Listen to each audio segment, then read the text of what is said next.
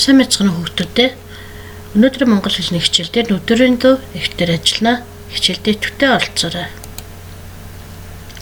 За ихээ уншиж танилцъя. Өдрийн дуу.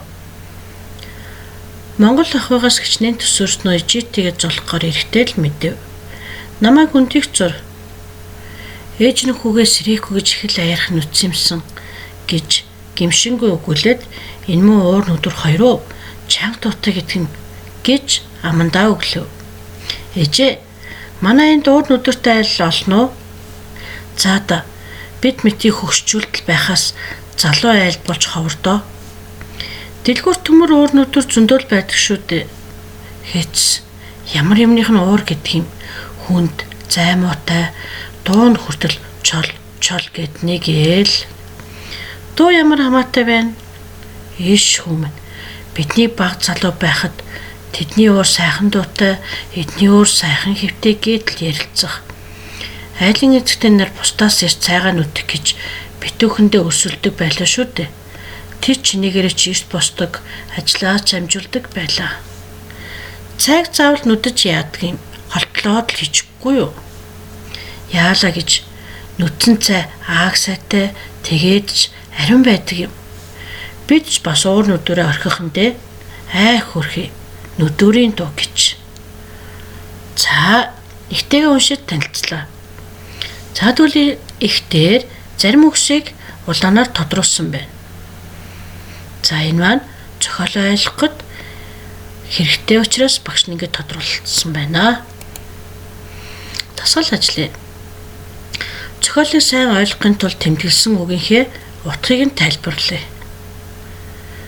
За тэгхийн тулд нэгдүгээрт нь тэр үгийнхээ ойр орчмын үг өгүүлбэрийг дахин анхааралтай уншина. Үгийн утгыг ойлгохын тулд ойр орчмын үгтэй харьцуулж ойлгодог байх нь. Хоёрдугаарт үгийн утгыг өөрийнхөө ойлгосноор эхлээд бичиж үзнэ. За гуравдугаарт нь энэ үгийг тол бичигдэр юу гэж бичсэн байгааг уншаад өөрийнхөө бодолтой харьцуулж бичих нэ. За жишээ болгоод төсөөрөх гэдэг үгийг энд авсан байна. За тэгвэл чиний бодлоор төсөөрөх гэдэг маань юу гэсэн утгатай вэ? Зохиол дээр маань төсөөрөх гэдэг үгийн ойр орчимд ямар үг өгүүлбэр байсан бэлээ эргээд санаарай.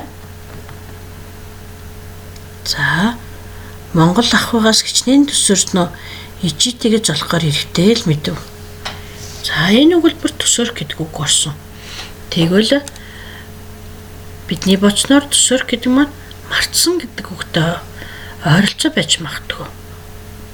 За дараагийн үг нь уур нүдүр гэсэн үг байна. За тэгвэл энэ үгийн утгыг нь чиний бодлоор юу гэж хэлэх бол бодлоо хэлээрэй. Харин зохиолдмаар уур нүдүр гэдэг үг орсон өгүүлбэр хаанагаа вэ? За энэ муу уур нүдүр хоёроо чанга туутай гэдэг нь. За энэ өгүүлбэрт уур нүдүр гэдэг үг орчээ. Тэгвэл чи түүнийг юу гэж бодож байна? За миний бодлоор цай нүддэг төмөр ид байх шиг байна. Тэгээд чанга туутай байгаа юм байна. За тэгвэл би бодлоо бичлээ. Харин тол бичигт эдгээр үг маань ямар утгатай бичигдсэн байгааг навсурах бичгийн араас тол бичгээ ашиглан хайж олоод үзээрэй. За тэгвэл тол бичигт маань төсөөрөх гэдэг үгийг мартаж эв дүүгээ болох гэж тайлбарлажээ. Харин уур нүдүр гэдэг үгийг юм хийж нүдэж нунтаг болгох нүдүр бүхий сав гэж тайлбарлсан байна. За үгийн тайлбараа дэвтэртээ бичиж тэмдэглээрэй.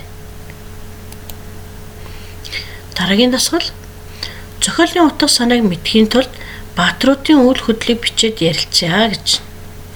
За тэгэхээр нүдүрийн дуу ихийгээ дэвтэр дээрээ зөв цэвэр сайхан бичээд хуулан бичээд уншаарай. За тэндээс зохиолын баатруудын үйл хөдлөлийг ярилцах нь байна. Дараагийн дасгал. За зохиолын хүчин шалтгааныг олъё. За 3 өгүүлбэр авсан байна. Энэ өгүүлбэр дээр ярилцъя. За бид мэтийн хөгжүүлэлт байхаас залуу айлд болж ховор доо гэж ээж нь хэлсний учир нь юу вэ хүүхдүүдээ?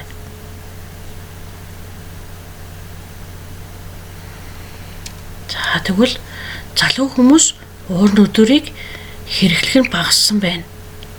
За хөгжүүлмал цайгаа нүддэг болсон байна шүү дээ.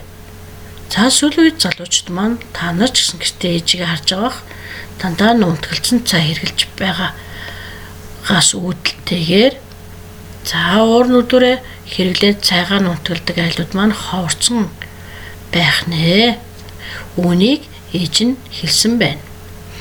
Хоёрдугаарт нь яагаад дуу ямар хамаатай байна гэж хэлвэ гэж. За энийг юу гэж бодож байна? Энэ үгийг хүүхэд нь хэлсэн шүү дээ. Тэгэхээр хүүхэд нь уур нүдүрийн учрыг сайн мэдэхгүй учраас тэр цайг нүдэхэд нүдүрийн дуу ямар хамаа байдаг юм бол ямар чухал үүрэгтэй болоо гэдгийг гайхаж ээжээсээ л авлаж асуусан байх нь. За зохиолч хамгийн сүлд хэлэхдээ ай хөрхи нүдүрийн дуу гэж гээд 3 цэглэлтэй өгүүлбэрээ дутуу ороход зохиолоо төгсгөжээ. Яагаад ингэж төгсгсөн бэ хүүхдүүдээ? Чи юу гэж бодож байна? За багшийн бодлоор магадгүй зохиолч нүдүрийн дуу гэж тасалдах нь дээ, байхгүй болох нь дээ гэж санаа зовж, санааширч, харамсаж энэ үгийг хэлсэн болов гэж багш нь бодож байна. За харин та нар учир шалтгааныг олох эдгээр 3 асуултын дагуу асуултаа бичээд өөртөөгөө бодлоор хариулж доор нь бичээрэй. За дэвтэртээ асуулт хариултыг бичихтэй. За дугаарлаж байгаад асуултаа хариултаа өнгөөр ялхан зааглаарай. Бид дэвтрийн ажиллагаагаа цэвэр чимцгээр хүн харахад ойлгомжтой байлгах ёстой шүү дээ. Ингээд анхаарлаа хандуулсан хүүхдүүдэд баярлалаа.